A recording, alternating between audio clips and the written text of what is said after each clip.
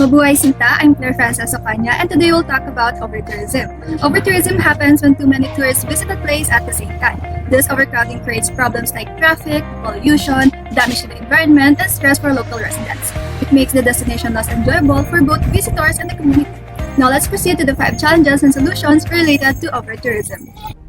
First is environmental degradation. Degradation happens when too many tourists damage the environment in local areas. Beaches, natural sites, and facilities wear out or get polluted faster than they can recover. This becomes a major challenge in overtourism because it harms the very places people want to visit.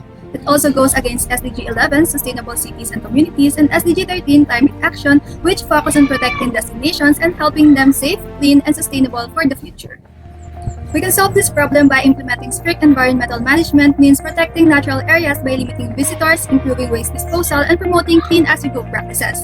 This supports the SDGs, especially SDG 11 and SDG 13, because it helps keep destinations sustainable and resilient. It also follows the GSET principles by encouraging responsible behavior, eco-friendly habits, and sustainable standards for both tourists and tourism businesses. Mabuhay Sinta, I'm Shenn, Kirsten, Davadilla. Strain on local infrastructure occurs when too many tourists overwhelm roads, public transport, and public facilities, leading to traffic jams, long lines, and crowded spaces. This not only affects the experience of visitors, but also disrupts the daily lives of local residents. Managing this challenge is connected to SDG 11, Sustainable Cities and Communities, which focuses on creating safe, efficient, and resilient infrastructure that meets the needs of both communities and tourists while supporting sustainable urban development.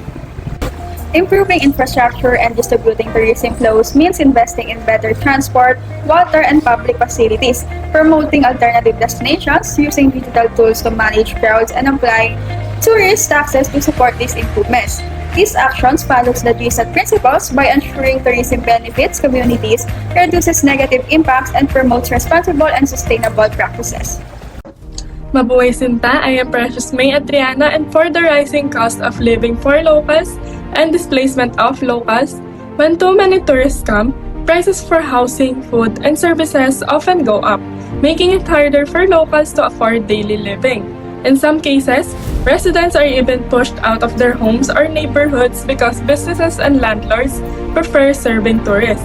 This issue connects to SDG 10, Reduce Inequalities, and SDG 11, Sustainable Cities and Communities, which aim to protect local communities and ensure tourism doesn't displace or disadvantage the people who live there.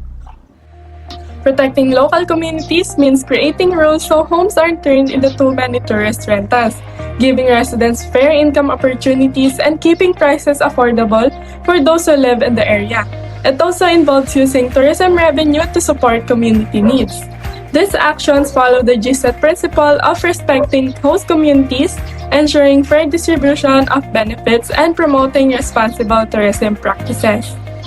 Mabuhay Sinta, I'm Daniela Alzate. So, lots of cultural authenticity happens when tourism changes tradition just to entertain visitors. So, cultural dances become performances, festivals become commercial events, and handmade crafts turn into mass-produced souvenirs. So, culture is no longer lived, it is sold. This weakens the local identity. Younger generations may stop valuing their traditions because they only see culture as business instead of heritage. So over time, communities lost their connection to their history. This issue is important in GSET because global citizens must respect cultural diversity. Tourism should honor culture, not exploit it. Culture is the soul of a community. To preserve cultural authenticity, traditions and crafts should be protected, with communities involved in tourism planning. So tourists should experience culture genuinely, not as commercialized performances, while education on local customs keeps traditions alive for future generations. This aligns with the SDG 11 by promoting inclusive, safe, and sustainable communities that value cultural heritage and diversity. Thank you. Mabuhay Sinta, I am Kristine, Denise, Cruz. And for the damage to heritage sites, it becomes a challenge in overtourism because the large numbers of visitors can wear down, break, or unintentionally harm historical and cultural places. Constant foot traffic, touching, and pollution speed up deterioration. This connects to SDG 11, Sustainable Cities and Communities, which highlights the importance of protecting cultural heritage so these sites keep their beauty and value for future generations. Responsible site management means controlling how many tourists enter heritage sites, restoring damaged area, and guiding visitors through specific paths to prevent the further harm. It also includes training staff and local guides to protect and monitor the area.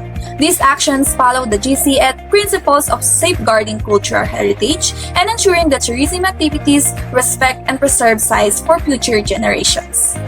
And for the summary, finding solutions to overtourism is important because it helps protect the environment from damage, support local communities and their livelihoods, preserve cultural traditions, and ensures that heritage sites and tourist destinations remain safe and enjoyable for both visitors and residents. And once again, I am Kristine, Denise, Cruz, and we are the Group 5. Thank you for listening.